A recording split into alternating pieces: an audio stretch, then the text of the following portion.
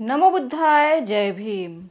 संपूर्ण विश्वाला ज्यांनी सुख शांती आणि दुःखमुक्तीचा मार्ग दिला असे महाकारुणिक तथागत सम्यक संबुद्ध ह्यांच्या चरणी त्रिवार वंदन करते। त्याचबरोबर ज्यांच्यामुळे आज आम्ही ह्या समाजामध्ये मानवर करून जगत आहोत असे संविधानाचे शिल्पकार, युगपुरुष, युग प्रवर्तक, भारतरत्न, परमपूज्य बोधिसत्व डॉक्टर बाबासाहेब आंबेडकर ह्यांच्या चरणी सुद्धा त्रिवार वंदन करतो। आज आपण पाहणार आहोत एक विलक्षण प्रेरणादायी गोष्ट, विशाखा आणि तिच्या सख्यांची।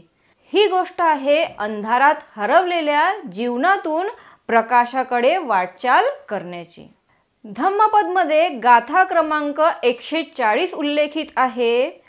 कोणू हासो किमानंदो निच्चं पज्जलिते सती अंधकारेन ओनद्धा पदीपं न गवेसथ।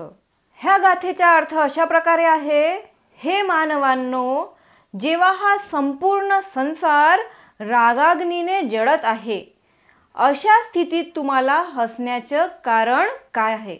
जेव्हा हा संपूर्ण संसार रागाच्या अग्नीमध्ये जळत आहे तेव्हा आपल्याला हसण्याचं कारण काय आहे? अज्ञानाच्या अंधारात तुम्ही का अडकून बसले आहात? आत्मप्रकाशासाठी तुम्ही दीप का बरं शोधत नाही?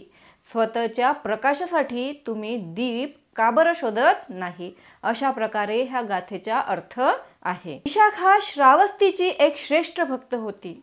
तिच्या सख्यांनी बौद्ध धम्म स्वीकारला होता, पण त्यांच्या नवऱ्यांनी मात्र दारू व विकृतीत गुंतून आपला जीवन अंधारात टाकून दिला होता। दारूच्या नादामध्ये आणि विकृतीमध्ये गुंतून त्यांनी आपलं संपूर्ण जीवन अंधारात टाकून दिला होता। एक दिवस विशाखा बुद्धांकडे आली आणि आपली वेदना ती बुद्धांना सांगू लागली। म्हणते, मी बौद्ध धम्माचे पालन करते आणि माझ्या मैत्रिणी सुद्धा बौद्ध धम्माचे पालन करतात, पण माझ्या मैत्रिणींचे नवरे दारूपान व दुर्व्यवहार करतात। त्यांना मार्गावर आणण्यासाठी मी काय करू? अशा प्रकारे ती भगवान बुद्धांना बोलू लागली। बुद्ध म्हणाले, हे विशाखे, जर कोणी अंधारात अडकला असेल तर त्याला मार्ग दाखवण्यासाठी दीपक लागतो। अंधारामध्ये अडकलेल्या व्यक्तीला मार्ग दाखवण्यासाठी दीपक लागतो। तू प्रयत्न कर, त्यांचे जीवन नक्कीच बदलेल। तू त्यांचे जीवन अंधारातून प्रकाशाकडे आणण्याचा प्रयत्न कर। तुझ्या प्रयत्नामुळे त्यांचे जीवन नक्कीच एक ना एक दिवस बदलणार। विशाखा घरी परत गेली। तिने आपल्या सगळ्या मैत्रिणींना एकत्र केलं आणि एक युक्ती केली। सर्व सख्यांनी आपल्या पतीला सांगितलं, सगळ्या तिच्या मैत्रिणींनी आपल्या पतीला सांगितलं, आजपासून जर तुम्ही दारू पिणार नाही तरच आमचा स्नेह जपला जाणार। तुम्ही दारू पिणार तर आमचा स्नेह जपला जाणार नाही। अशा प्रकारे त्या सगळ्या सख्या आपापल्या नवऱ्यांना बोलू लागल्या। हे ऐकून काहींनी विरोध केला, काहींनी उपहास केला, पण काही पती विचार करू लागले, आपल्या स्त्रिया इतक्या गंभीर आहेत, मग आपण चुकीचं तर करत नाही ना? अशा प्रकारे काही पती विचार करू लागले। हळूहळू ते सगळे नवरे विचार करू लागले, स्वतःच्या वर्तनावर ते विचार करू लागले। त्यांनी विशाखाबरोबर बुद्धांकडे जाण्याचा निर्णय घेतला आणि एक दिवस त्यांनी विचार केला की आता आपण बुद्धाकडे गेलं पाहिजे आणि ते विशाखासोबत बुद्धांकडे गेलेत। बुद्धांनी त्यांना सांगितले, तुम्ही सतत दुःखात जळत आहात तरी सुद्धा हसताय का? स्वतःच्या अज्ञानात राहता? दुःखात जळत असताना सुद्धा तुम्ही हसताय की स्वतःच्या अज्ञानात राहता? जीवन बदलण्यासाठी का प्रयत्न करत नाही?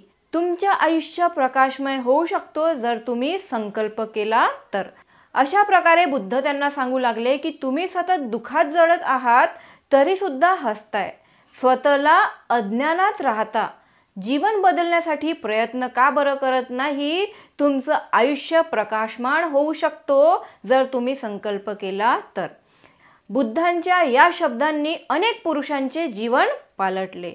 त्यांनी दारू सोडली, चांगले वर्तन स्वीकारले आणि आपल्या कुटुंबामध्ये आनंद निर्माण केला. विशाखा आणि तिच्या मैत्रिणींनी धैर्य, प्रेम आणि धम्माच्या आधाराने आपल्या संसाराला प्रकाश दिला.